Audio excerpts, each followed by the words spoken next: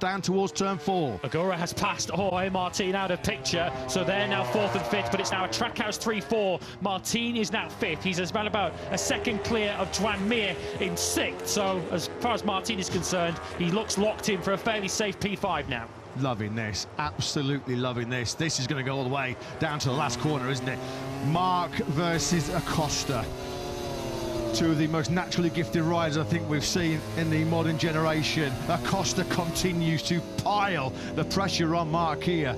We're coming in front of one of the big stadium sections. He can almost reach out and grab the rear aero on MMarq's GP26. Surely there is another raid, another attack coming from the Sharkman now. He's trying to take another big chunk out of Marquez into this final corner. He levels MMarq in the braking zone. He's got the inside line. Marquez can't turn in. Who can pick up the throttle better? Who can get the drive good? Acosta once again just about holds it over the line, but MMarq powers back through. Acosta, is he going to try again into turn 1? But once again, Acosta did lead Marc Marquez over the finish line. I think Pedro Acosta might know now that's what he's got to do on the final lap. If he's behind Marc Marquez, he's just got to try and nail him into that final corner because the finish line is right on the exit of it. Toprak Razgatlioglu's MotoGP debut has ended in the gravel. I think Toprak's gone down in the final corner at turn 12. And let's hope he's okay. You can't though, can you? Take your eyes off this battle at the front. What a way to start 2026 in MotoGP. Marco Bezzecchi dominant throughout the whole weekend, crashing out the lead on lap 2, and it was a present for us neutrals because he's left us with this tantalising battle that surely will go all the way down to the last lap. Yeah, there is Razgatlioglu crashing out at the final corner. Whoa, that is fighting fire with fire.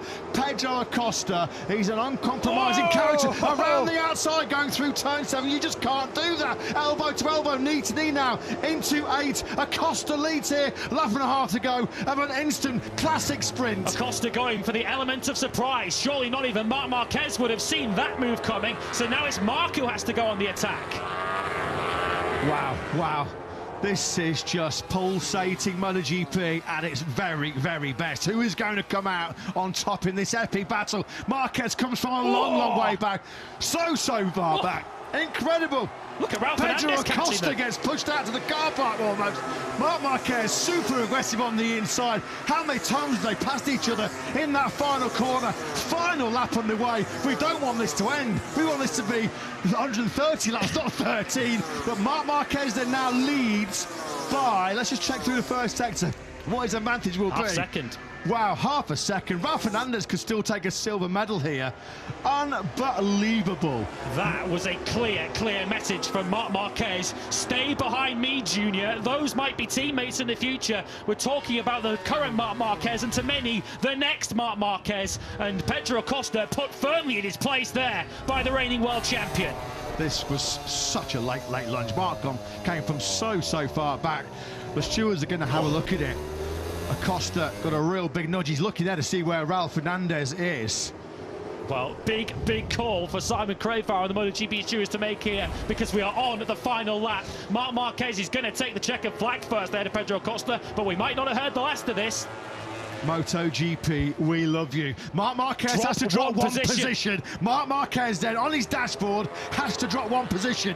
That's it. That is it. Pedro Acosta is going to be the first sprint winner of 2026. It will be his first sprint win. A major talking point.